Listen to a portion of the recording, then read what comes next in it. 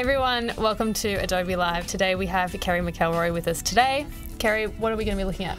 Well, today I'm going to be enhancing this beautiful image of this woman who appears to have lots of blemishes on her skin, and I'm going to be deep etching her from the background.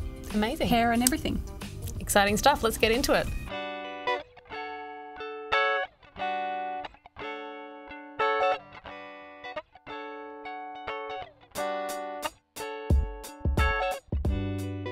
My name is Liv. I'm filling in a little bit for Flynn, who just had a beautiful little baby and is on dad duty.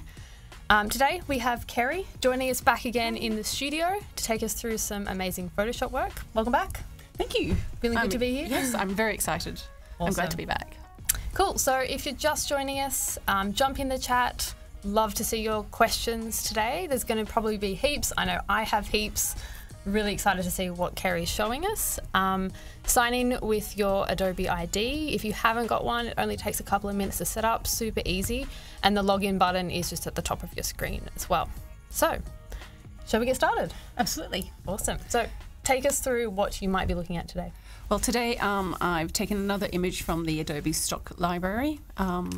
It's a picture of a girl with some blemishes on her face. So today I'm going to take you through my steps that I do to remove any blemishes and to enhance what lovely features she has. And also at the very end, I'm going to remove the girl, deep etch her from the background. And as you can see from this image, her hair is quite messy. So this is going to be a nice little challenge for us to do. And I'll show you some really easy steps to make that happen. Awesome, cool. So just joining us, Kerry's going to take us through how to look at sort of, I guess, fixing up some of the retouching on the face in this, and a bit of deep etching. Hello to Georgina. Everyone, just shout out, say hi, tell us where you're coming from. We'd love to see your questions in the chat.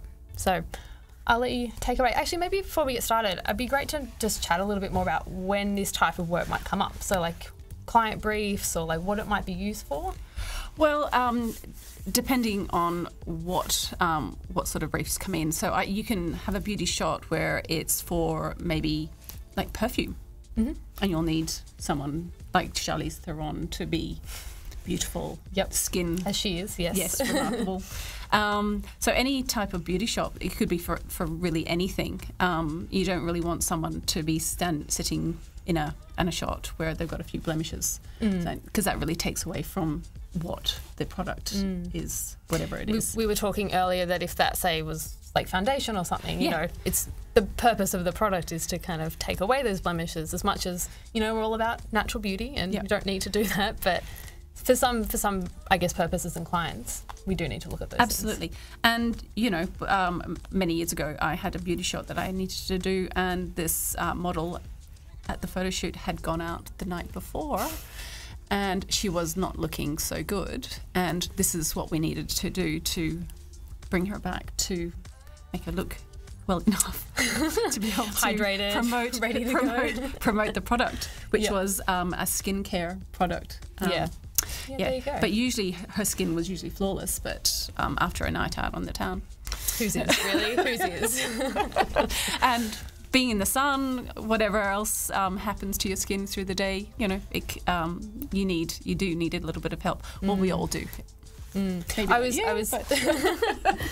me for sure. I was walking through Westfield the other day, and I couldn't help but notice one of the big fashion brands, but the image was probably like, you know, floor to ceiling sort of level. And I think, you know, when you get to that point, it's sort of the detail. Yeah, absolutely. You're like face to face with people's pores, so everything gets shown up. Yeah, that's why I had a picture of myself and I zoomed in. I was like, oh no, zoom out. No, you don't want to see that. And these, because I got this from the Adobe stock library, you can see every little bit. You know, the girl doesn't have much hair on her face, but you know, when you zoom in really close, you can see it.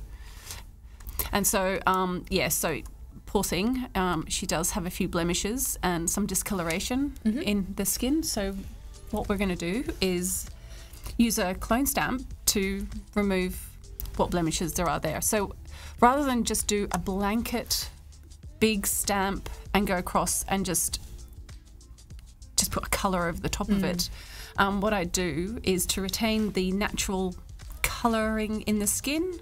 I take a sample from around the skin, around the blemish or discoloration that we want to remove. So what I'll do first is I'd start a new layer and make sure that I use the rubber stamp tool. So you can do current layer or current and below or all layers. Oh wow. So yeah.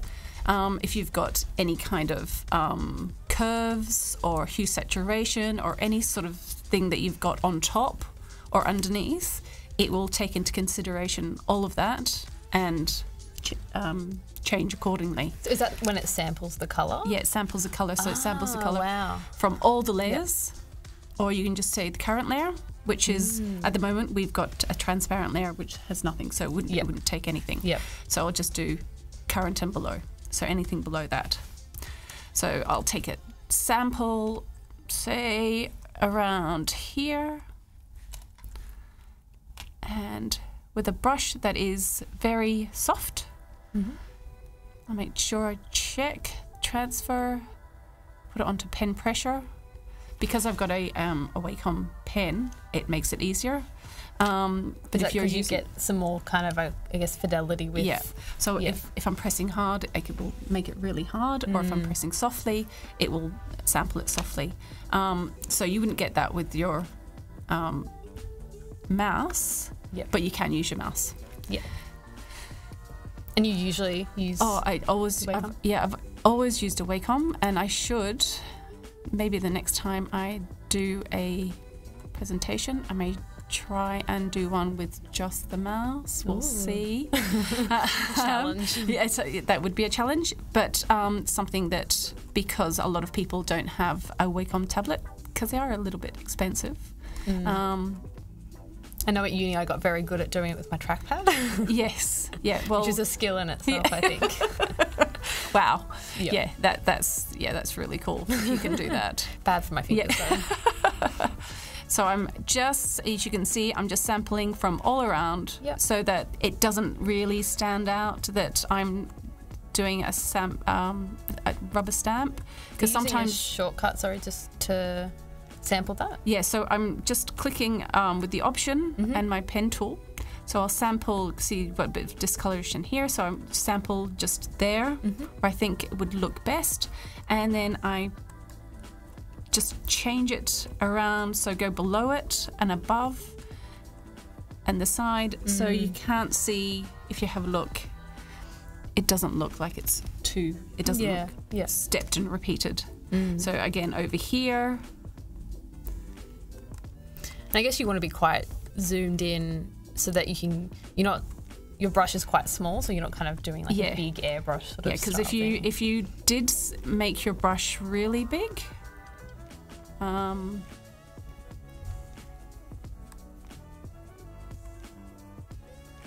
you go. Just soften it. So look, sort of. There you go. Yeah. Well, you don't want to do that. Maybe not quite right for this one. So what we just keep it small.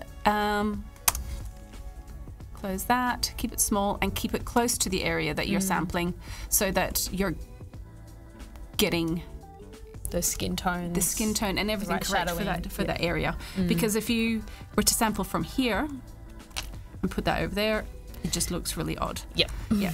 So just keep following the area and just sampling, and just keep changing, so you can then merge it.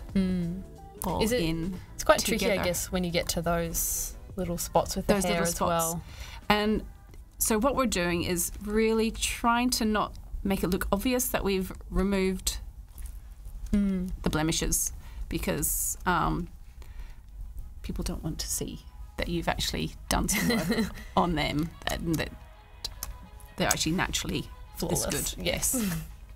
So once I've removed all the blemishes, as you can see, over the top, I have another layer that I've done previously and gone through and removed the blemishes, but kept a couple of little freckles, because, this is what makes people, they're freckles, they're little idiosyncrasies. Now, we've gotten to this point and she's looking really good. You're not seeing any blemishes. You're actually looking at the person rather than seeing all her faults. So there's a few little extra things like sampling this area just above under her eyes. She's got a bit dark circles under her eyes. We all do. And by just sampling a little bit of the area that with a brush tool, and put the brush tool on, say, an opacity. So you put it on 30, so it's a bit bigger. So make that 78. Okay. Gosh. Yes. It's funny when you know a program so well, you're just going from one thing to another, to another, and then you realise you've gone too fast for yourself. So what I wanted to do is get a brush that was quite big, that would just take over the whole area that I want to sample and just cover it slightly. So with the brush, I want to make it, I've made it 93, and up here the opacity, let's make it, say, 35, and the flow is fine.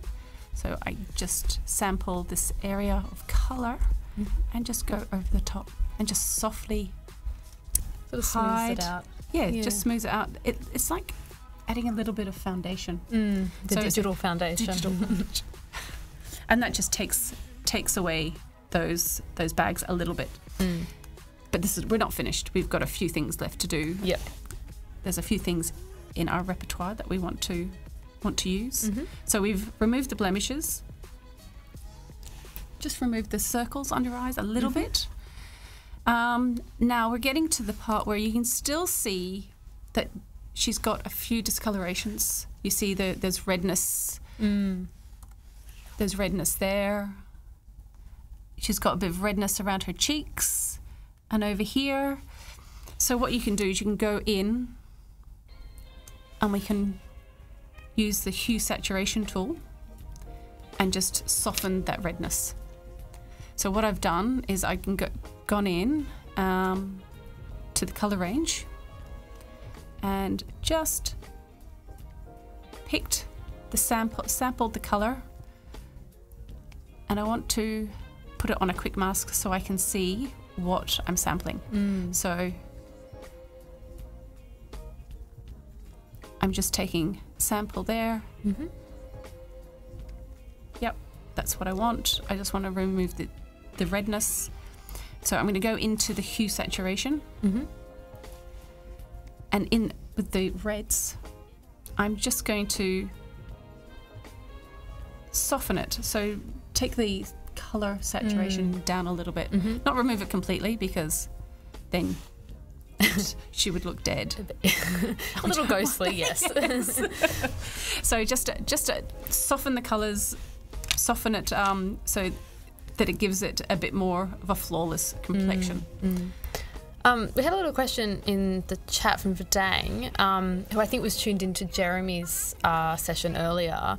And so when you were using the brush tool, he was asking if it's possible to use the lasso tool like Jeremy was using. You can, yes. Okay, the lasso tool is a really good tool to use. I use that quite a bit. With the lasso tool, you can. It's really good because with what we can do is I can show you. So I'll get the lasso tool by clicking L, and up at the top you've got a feathering. So you could actually feather it. So maybe say a feather of 10 on the lasso tool. And if I take that and just circle that bit under her eyes, and if I press Q, which will give you a quick mask to show the feathering. So it's quite soft, like the brush as well. So so you can do that, and then go into curves, and then lighten it up. Wow, yeah. So if you give the lasso a feather, it works a treat. It's pretty much the same as a brush, and when you're on, if you still want it to be a bit more softer, you can go into the properties. So if you double click on the mask that you've got, it gives you a selective a selection here underneath where it says feather. So you can feather it even more if you need to. So it gives you a bit more of control. So if you don't want to feather it in your quick mask, your lasso tool, you can then go into the masks area under properties and do the feathering there. So you have a lot of control. So great. So yeah, absolutely.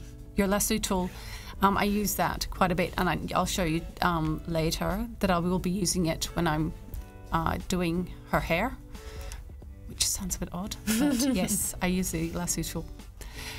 Great. Cool. Yeah.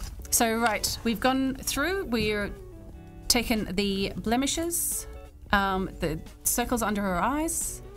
Now, the next step is the foundation. So she still needs a little bit of work. As you can see, has a few little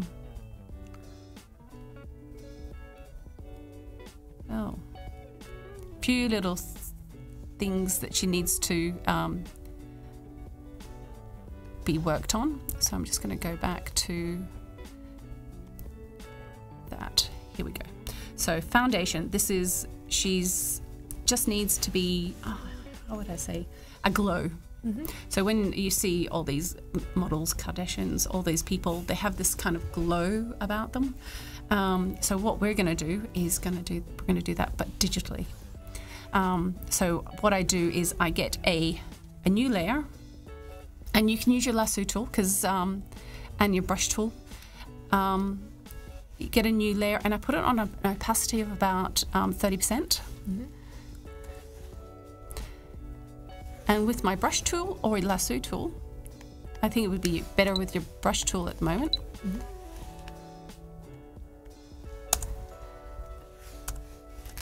I will go in and sample and put a foundation over the top of her.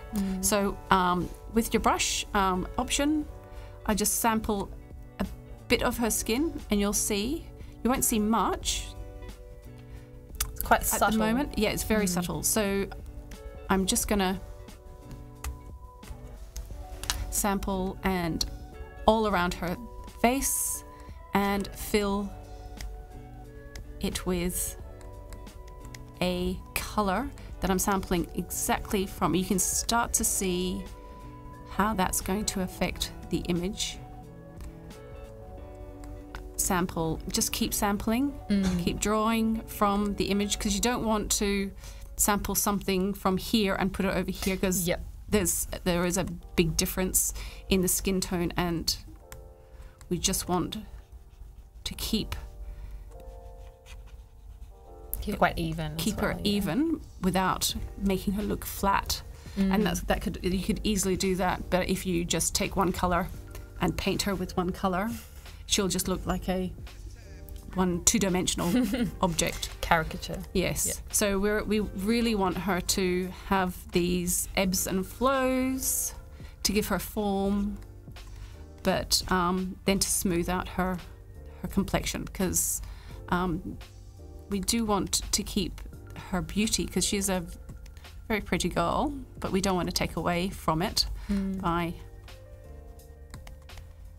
putting colours that don't belong. Yeah, and so like keeping it at that 30% opacity means you're really just sort of building it, and you're not going too far. No. But it's like a slow, kind of gradual thing. Yeah, because if you were to see, if you were to go up from the opacity to 100%, you'll see. Yeah, wow. How that's just completely flat. See how her chin, her mouth, everything is. Yeah. That's kind of what you see on some Instagram accounts, but not this one. So we want to keep her real. So we'll just bring her down to 30%. We can always go up if we need, but 30% is great. Yeah. So what I do is I go through and do that, and I'll show you. So this is the 100%, and then because there's lines and it just looks a bit icky, I'll give it a blur. So I'll go through and give her maybe a 10% blur, so that. Oh, you're softening it. So softening again, so that you don't see any lines, even when we bring it down to 30%, you still might see that line. Yep. You just don't want that to happen. So then we bring that to 30%, and you'll see it's just smoothed out her skin. And even when you zoom in, it's not that obvious. Yeah, you can still see the sort of the pores, the skin type. And that's pretty much what foundation is anyway. So when you're putting on makeup, you're trying to cover just the patchiness of your skin to give it a more flawless complexion, but you still have that beautiful, shape and, whatever is your face best features are, it will still enhance those.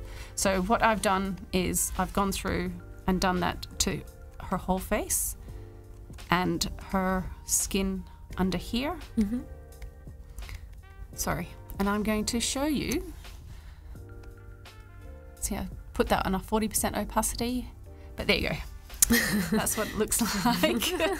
Very featureless. Yes. And what I've done is I've gone over her face and then I've masked out the bits that I don't want the foundation, because you don't put foundation in your eyes, do you? Or in your mouth. No. So that's the image now. I put it on a 40% opacity. And so look, she's still beautiful, but not so damaged. Her skin's not so damaged. Scott actually had a good question. I guess we touched on this a little bit, but wanted to know when you get a brief to keep the subject as natural as possible, like how do you make that decision between what's natural, what's not so much, like where's the line? Well, that lies with the client, how natural they think natural is. So so beauty, lots of beauty clients, natural. For us, this is for me. This is quite retouched. You can see that she's flawless. But I've had a client recently that I had to make her completely flawless. There was no pores, no hair. Yeah, it's like, okay, you want it natural, but that's natural. Yeah. But to me, natural is you still see a few flaws, which is nice. Yeah, human. But this is, I think she still looks great. And she's clean. She's all cleaned up. She's ready for a bit of makeup. Yeah? Cool. Sounds good. So now I'm going to put some eyelashes, because her eyelashes are a little bit soft. So I'm just going to fill in a few little eyelashes. So here I've done eyelashes and eyebrows. So with because this is a large file, it's A3 at 300. Oh, wow. So with the because when you're working on print, A3 at 300, you can pretty much print that as big as you like. Yeah. So yeah, that's a really good thing to remember. If you have anything at A3 300, you can expand that to a very large print job if you need to. But I suppose it's also not too big a size that it's unwieldy to work with. No. Yeah. So now with putting on eyelashes and eyebrows, pretty much the same thing. You use a brush tool. So with a brush tool, I'll probably go to a number 2. So it's size 2. And I'd make it, I'd have it on the soft brush again, transfer with the pen pressure, so that when you do like an eyelash or an eyebrow, it goes to nothing, because they're not clunky and one shape. Yes. So shape dynamics, I'd put the pen pressure on, and as you can see, it softens at the end. So I'd maybe sample rather than use black, because clearly she's doesn't have black eyebrows or eyelashes. So I would sample like maybe the darkest color and go in and draw in a few eyebrows just to fill in the area. Because you could go in and do use a pencil and go through, and just sampling a few, maybe the darkest color down here, and draw in. Okay, I'm just checking that it was working because it didn't seem to be working. It's very subtle, but yes, it's definitely there. Yeah. So I've got to get a darker color. There we go. And there we are. Just to fill in the area, just to give her a bit more depth and heaviness. And there we have it. Do you ever get like, I guess within the brief that you might have, do they direct you as to what makeup you might do? Like, you know, makeup artist is a whole other job. So absolutely. Do you find that you have to do that as well? Yeah, well, with because when you get photographed, there's so much light coming from different directions. It tends to soften a lot of things, and so this is where you can enhance with Photoshop just using one brush. So you just take one brush and darken. So I've got that's what I've done. So with the next step, I've gone in and just gone through with curves and just darkened an area with a brush and just gone in with the masking tool again. As you can see, it's very primitive because you're not using black, you're just darkening the tones that are already there. So you're just enhancing what you have there, only just slightly, because it would just get too obvious. And that was luckily she had eyeliner and a bit of mascara. So I've just darkened her eyes. Sorry.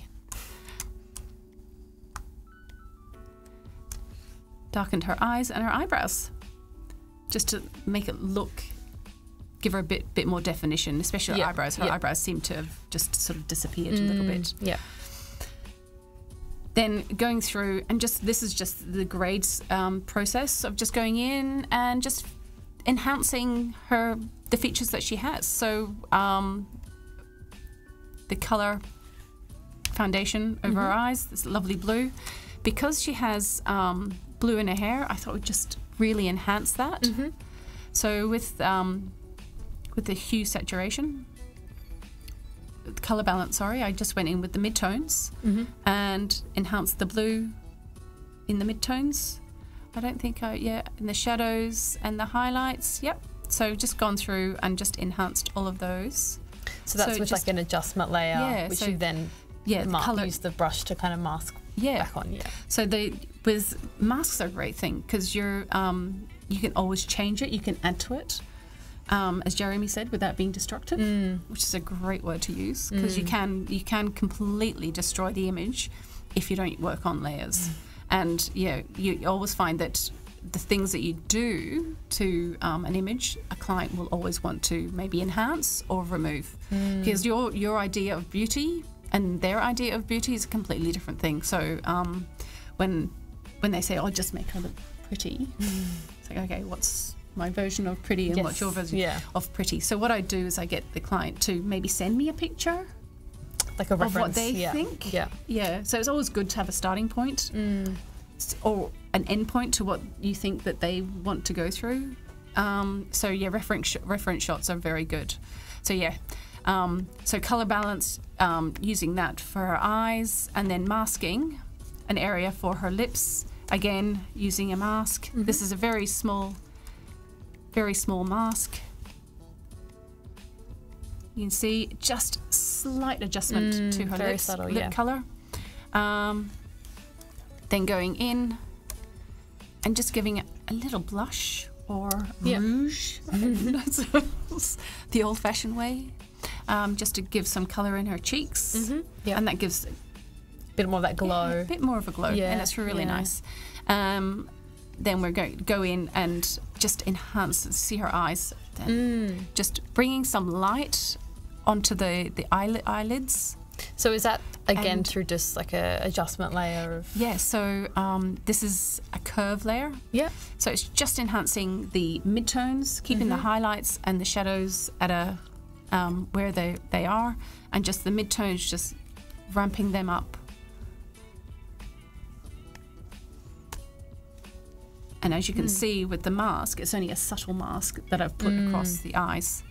So I can show you what I'll do is I'll go in a quick mask with my brush tool, and I'll show you how to do this.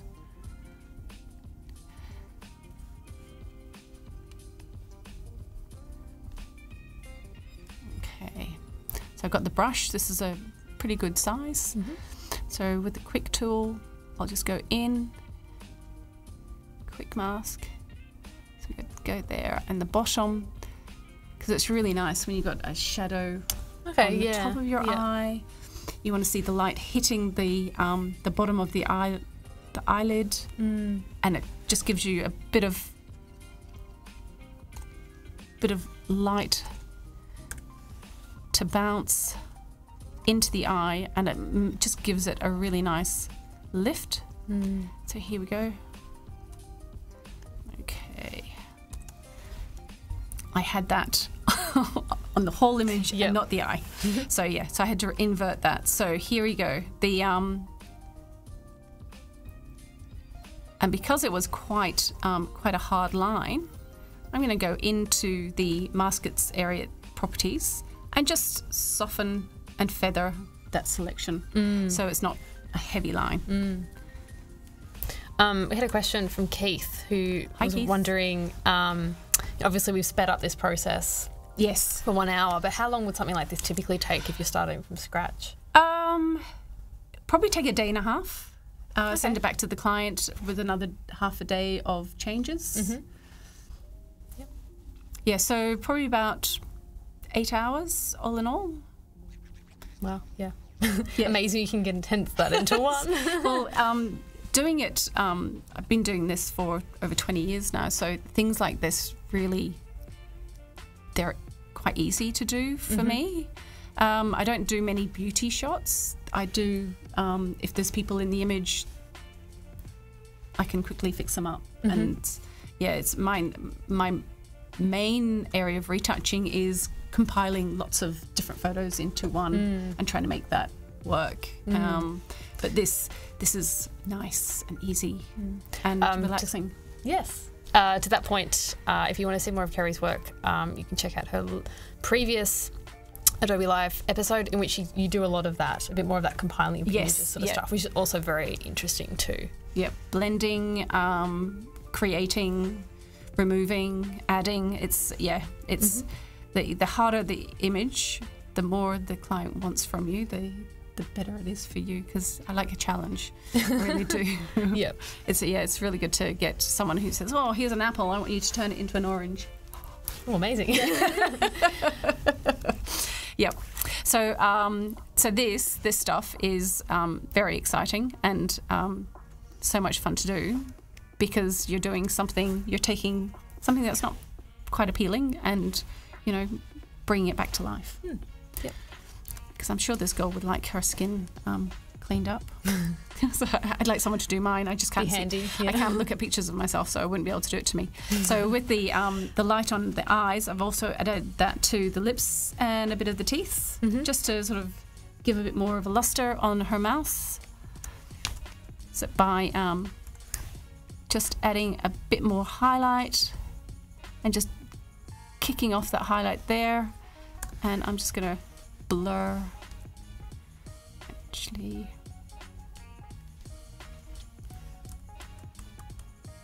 there we go. I'll go into that and blur that a little bit. There we go.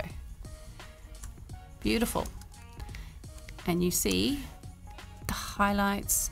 So yeah, it's doing these processes. It's just a matter of just trying different things out. You'll find the thing that works the best. And I found myself still learning. I'm still finding new ways of doing things.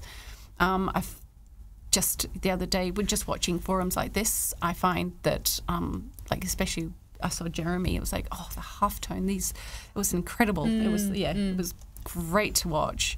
So yeah, keep watching forums like this, and you'll learn a whole different way of doing things. And yeah, you never stop learning. We were talking before about the fact that everyone sort of has their own way of problem solving. Oh, a absolutely. certain solution, and then you'll watch something like this, or Jeremy's one, and you're like, I've never thought about it doing that way. Also, it usually takes like 15, 20 minutes out of your usual workflow. So. Absolutely. Yeah, so when you're starting out and trying to figure out your own workflow, yeah, things do take a long time. So yeah, give yourself a bit of space and yeah, allow yourself to learn, because it's so much fun. It's so much fun to learn how to do it, and then someone will come in and blow your mind, and you'll just go, oh my God. Yeah. I can do that now. Get you excited about it again, absolutely, too. Absolutely, yes. Yeah, I love getting excited about my work. So how are we going for time now? Okay, so we're doing, this is really nice. So we've got, we've done all the color correcting. We're just going through and enhancing these features this girl has, which are it's really starting to pop. So just, her teeth need a little bit more of a pop. We can leave them a little bit darker, but I think it looks really nice. You just given her teeth a bit of a brush. So I've gone through in hue saturation, because what I've done with her teeth, just sort of taken the color out and just desaturated the teeth. So there's she had a bit of yellowing down here in this tooth here. So you see, just brought it back through and just brightened up a little bit. Yeah. So hue, my main, I use hue saturation a lot on these images, and curves. Again, I saw someone use curves. I've been a person who used levels the whole time, and then someone came in and showed me how to use curves, and it just blew my mind. And I've been a curve person for the last 8 years. Yeah, I think curves sometimes comes across as a bit daunting, a bit more complex than levels, but there's just so much more control that you can have. Absolutely, and with curves, you've got the little hand tool on curves on with most of these now that you can use to specifically go into a certain colour and brighten or darken, which, Kerry showed me that today, and I have learnt something new as well. Very exciting. Maybe just quickly, we had a question from Georgina, which I think you covered in the last one, but maybe for those joining us who haven't seen your previous one, what got you into retouching? Oh, okay. Shadows. When I was working as a graphic designer, we'd send, this was way before retouching was a big thing, we'd send off images on film, and they would put shadows on them and send them back as a digital file. And when we'd get them back, the cars that we'd send off for enhancement, they looked like they were floating. So I'd sit there and fix the shadows, because being an illustrator, I prefer to be known as an illustrator rather than graphic designer. It just looked so odd, so I decided to go in and change them. And so I just became the shadow person, just do shadows. Wow. And then from there I started retouching. And yeah, I was working at Saatchi & Saatchi in Sydney and became their retoucher, which was fabulous. I had a great boss, Joe Churchwood, who was just very keen to push me down that track. Yeah, because I wasn't a very good graphic designer. You had a passion for shadows. Yeah, shadows were my thing. Yeah. So, and here I am, 20 years later, still working in retouching, which is fabulous. And I love it, and I wouldn't swap it for the world. Now, so thank you for that question. I do like talking about why I became what I became. And so the last little bit, I just added a little sparkle. So what I've done is taken a brush, which is sort of like it's like a spray brush, and just added a little sparkle to her eyes. Now let me find these. So it was this brush.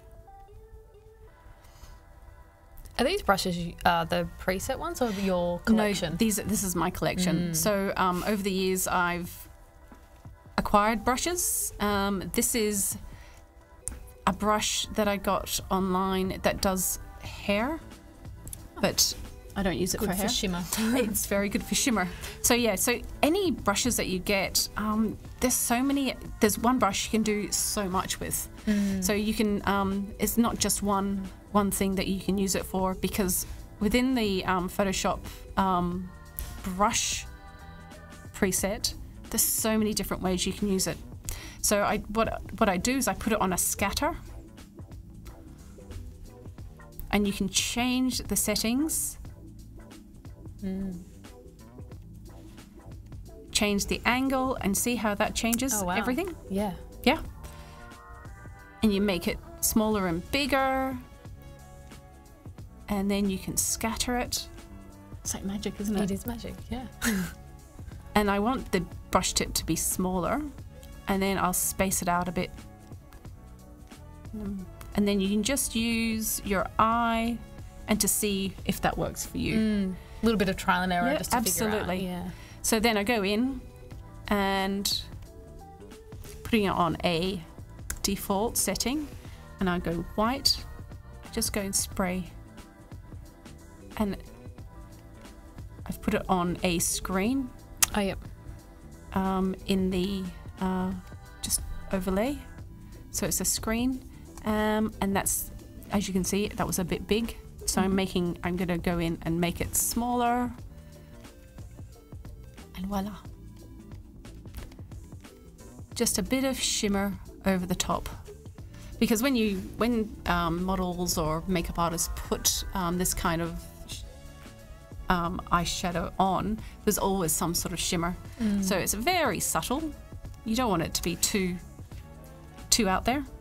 So it just adds a little bit of shimmer to her. So that's the grade that I've put across. As you can see, this is what we've just done, just across her face, just to enhance. And it's very subtle. Yes. But I was going to say, it's amazing how like all the little subtle layers build to something. Absolutely. That actually does seem to dramatically change it. Okay, so we've only got a little bit of time left, so I want to get into depetching her from the background. So we're going to go back to the original image, and we are going to do a select. So I'm going to select and mask. See this little button up here at the top? This is an amazing tool by Adobe. Good plug. Oh yeah, it's fantastic. It really helps with removing someone from the background with this crazy hair. So what we'll do with a lasso tool, I'll just go in and loosely select this girl. So I've made one selection, so I'm going to hold shift and select again, and just moving down the image, just go through and select her all into one big selection.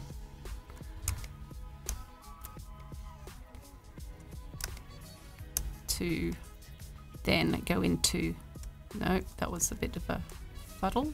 So you're trying to keep a bit inside of her. All inside. We don't want to go outside, because what this is going to do, this is a Photoshop has done this amazing thing, whereas we've selected this just inside, and they're going to do all the hard bits on the other side. So we go select and mask, and you'll see my selection that I've done, which is very crude and gross. There we go. And now, just so we can see the image that we really want to get, I want to go into onion skin. Yes. And go through. What is onion skin? Onion skin. Well, this it's just a different. There's a different layer. I'm going to use my mouse. So you've got marching ants, which will show the marching ants overlay. You can see there's it's a quick mask overlay. Onion skin just kind of gives you the image that you want to get. Like the transparency of it. Yeah, yeah. That's the transparency off, and that's us seeing everything. Now, just got to go through.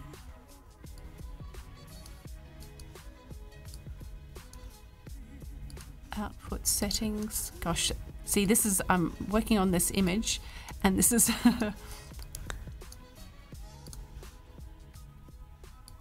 I'm just trying to figure out, this is not working. Sorry. In fairness to Kerry, she is working on is it 11-year-old? 11-year-old Mac. Yeah, I dusted it off yesterday and tried to, I'm working on this, trying to, so you're kind of adjusting the different. I'm trying to adjust so I can see what I'm going to get when. So I'm going to go through. So the transparency, here we go. We've got this one. So I'm going to try the edge detection. Oh, it's not working. It's not really helping me detect the edge. Come on. But that would, in theory, I guess. Yes. Kind of do the work for you. Do the work for you. Yeah, so it's not really working right now. Maybe it's because my Mac is so old that the processing unit doesn't want to do this. Okay, so sorry, I can't do this today. I'm going to have to go on and through a different method. Sorry, it did work. It was fabulous. Select and mask is a great tool because it will pick up every bit of hair that's sitting outside. So what I'm going to show you is what it did detect. So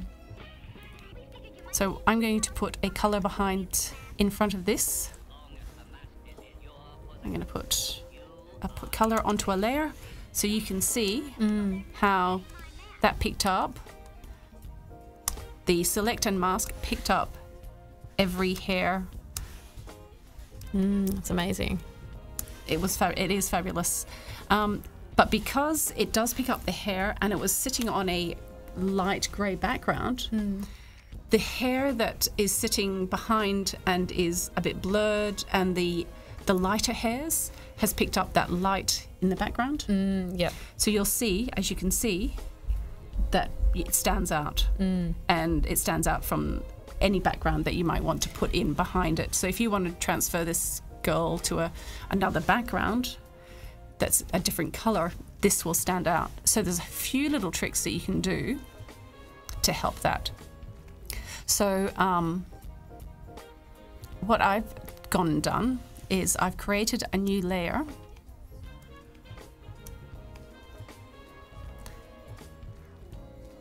And selecting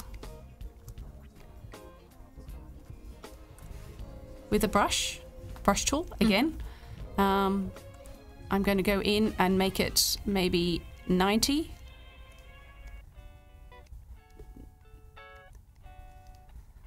And not the brush tool, just the generic soft brush, which is great.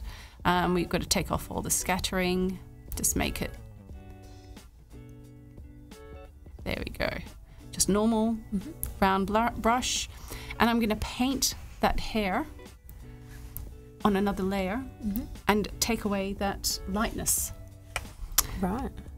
So this is, so as you can see, just slightly, so you just sample the colors. And that's under, so what I've done is a mask. It's still created the mask. So within the mask, I'm going in and painting. Wow, that's great. Painting the hair. So selecting the color around it. And it removes that white artifact that's sitting there. And that's such a good tip. I've definitely butchered many a deep edge with flyaway hairs. Yes. And then I've just removed the hair altogether. Well, I used to just cut it, get as close to it as possible, put on a mask, blur it, and then take away that flyaway hair, and then painstakingly go through and redraw the hair. So this way you're not having to do all of that. Yeah. But sometimes a client will go, I don't want all of that hair there. Yeah. Can you take that out? I don't want that hair, that flyaway hair. So that's what I've done here. I've pretended that I was a client and that I didn't want the flyaway hair. So I've gone through and added more hair so you can actually have a look. So here, again, with the skin, the same thing we do with the hair, you do with the... so you're sampling that colour. Sample that colour. Yeah. So it's not looking crazily out of place. Sort of removing that weird halo that she's got around her head at the moment. And you can go in with the mask and soften the mask. Put it on a blur on it, and then go through with curves and make the black and white more contrasty, and then that removes a lot of the flyaway hair. But still, you're going to find that you're going to have to resort to this, and this, depending on how close you want to be, the client wants to be to it, this is a really good, easy way to do that. So you go around and fix all of that. There's a question in the chat around whether, if this was shot on like a green screen, whether that would change how you could change the colour in the background. Well, yeah, green screen would be great, but still, there'll still be an artifact. Yeah, just a little. There'll still be that behind. So the green screen's great. You'll be selecting green. So it depends on if she's got blonde hair or brown hair, and if there's any highlights. Everything changes. Everything changes. But green screens really do help. And I find I ask the clients to shoot on a, say, grey background. Yep. Because that really helps. Okay. Yeah. Depending on if they want to, wherever they want to transfer them to. But grey, just the generic grey's pretty good. Yep. Because green can reflect back into... true, yes. So no matter what colour, there is still a reflection of that colour. So yeah. Cool. So what I've done with her, I've put a background colour of a grey background in behind, like a studio background. So she looks like she's standing in a studio rather than just with a generic screen behind her. So it looks like there's a bit of depth behind her. And so we're going through and adding colour. You can see it's just painted it in, and you'll see a little bit like hair does go missing. I guess it depends how close up you are to it. Yeah. So what I do now is I just go in and do a bit of a shade, and I want to enhance her hair. So I just to reflect the colour of her eyes and the makeup. I thought the blue, we keep the blue and just enhance the blue all around. So it's given her a really nice. I think it's made it more dynamic. Yeah, definitely vibrant. Yeah. And that's using the same mask that you had before. Yes, so it's all sitting under, as you can see. I've made the mask from the, sorry people out there, from the select and mask tool. And so I've put everything underneath it and into it. Now, you'll see with her hair, there's still a little bit of ickiness about it, that it's kind of lumpy where hairs have come together and the blur and the sharp has sort of meet. So what I've done is I've gone through and added hair with the brush tool. Yep. So using my brush tool on number 2 because of the fineness of her hair, I use the brush tool. I put it onto 2. So this soft brush, put it onto number 2 because it's such a small brush and we want it to be the same kind of size as the hair on her head. So number 2, and with the transfer and shape dynamic, we've added the pen pressure, so it goes to a soft edge. And because hair is a bit sort of jaggedy, because it's not soft and smooth, I've added a little bit of an angle jitter around this jitter just to give it a bit more of a realness. It's like hair realness. That's the tagline underneath this photo.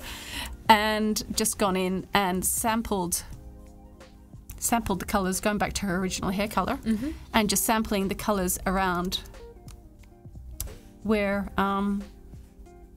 her hair is, just to cover these jaggedy bits. Just going in. Oh, there we go. You see?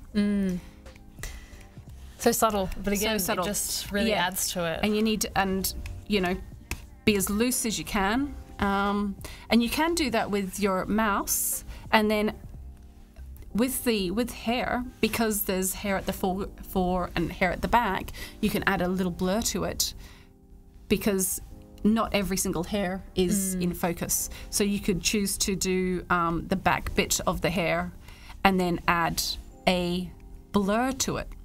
So I'll go in and I'll make a new layer, and I'll show you. So we'll go in and I'll do a bit of blurring. There we go. So I'm using a mouse. Oh, that doesn't look real, does it? No. So we'll go in and erase some of it. So with a really nice soft brush,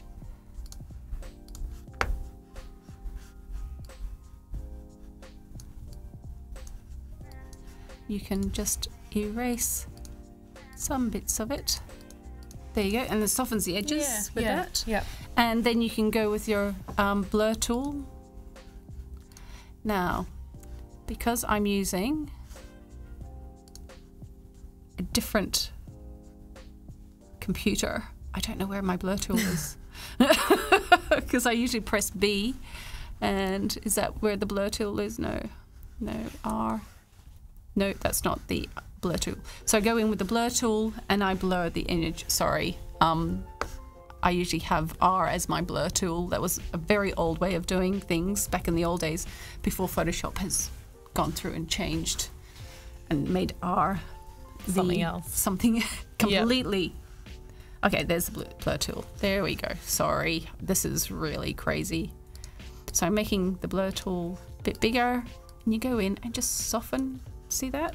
Just soften, and it pushes those hairs back. And then you can go on top and do a bit more, add a bit more hair, and that will bring, if you have them in, make them more sharp, then they bring that to the fore. Yeah. And it gives that look of depth. Yeah, and it's great.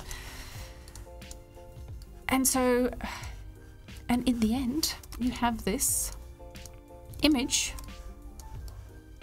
of this woman who started off like this. Yeah, wow. And it's only, it does take a long time to learn, but it's so easy once you get into the hang of things and do get to know your own workflow. Things get easier and quicker. Also watching these and learning from other people. Yes, Stealing absolutely. tips and tricks. Yeah, and it's only a few little colour balances and hue saturation that you can change someone from brown hair with a slight sort of bluish tone into this beautiful goddess.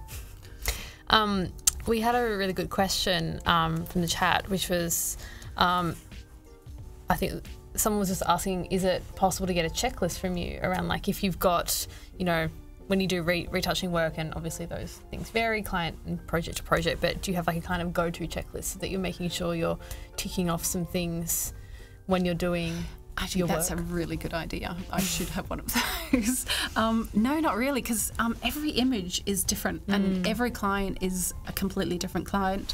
But yeah, I do, gosh, checklists.